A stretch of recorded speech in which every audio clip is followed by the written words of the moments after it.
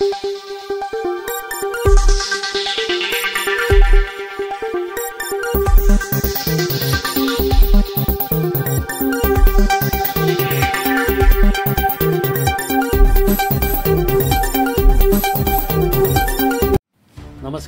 Asian news चॅनलमध्ये आपलं स्वागत आहे। सुरगाणा तालुक्यातील उंबरठाण मार्गावर मोतीबाग परिसरामध्ये महसूल विभागाने एक मोठी धाड टाकत काळ्या बाजारात विक्रीसाठी ठेवलेले सार्वजनिक वितरण व्यवस्थेतील शेकडो क्विंटल धान्य जप्त केले आहे।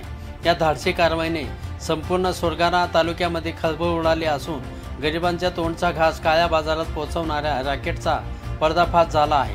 ही कारवाई तहसीलदार रामजी राठोड यांच्या मार्गदर्शनाखाली महसूल विभाग आणि सुरगाणा पोलिसांच्या संयुक्त पथकाने केले आहे। जप्त करण्यात आलेल्या धान्याची एकूण बाजारपेठेतील किंमत सुमारे 9.25 लाख एवढे आहे।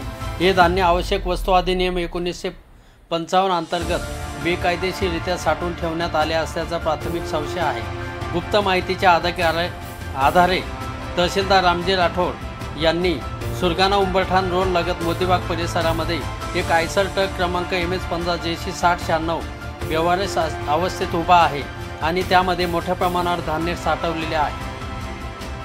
तहसीलदारांनी तातडीने पुरवठा निरीक्षण अधिकारी हर्षद नेरकर यांना आदेश देऊन संबंधित ठिकाणी छापा टाकण्यास सांगितले।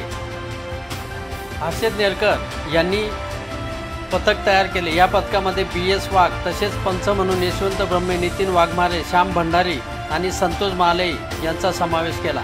हे सर्व अधिकाऱ्यांनी पंच शासकीय वाहनाने दुपारी 1 वाजता घटनास्थळी पोहोचले। व्यवहारस ट्रक आणि संशयास्पद व्यक्ती असलेल्या ठिकाणी पोहोचल्यानंतर या ठिकाणी संशयास्पद स्थितीत उभ्या असलेल्या ट्रकजवळ गाडीचा चालक व मालक कोणीही उपस्थित नव्हते। सुमारे अर्धा तासाने एक व्यक्ती घटनास्थळी आला। विचारणा केल्यानंतर त्याने स्वतःचे नाव संतोष निमा बागुल राहणार सुरगाणा असे सांगितले। गाडी त्याचीच असल्याचे त्याने मान्य केले। पुढील चौकशीमध्ये त्याने सांगितले की या गाडीमध्ये भाताचे धान भरले आहे।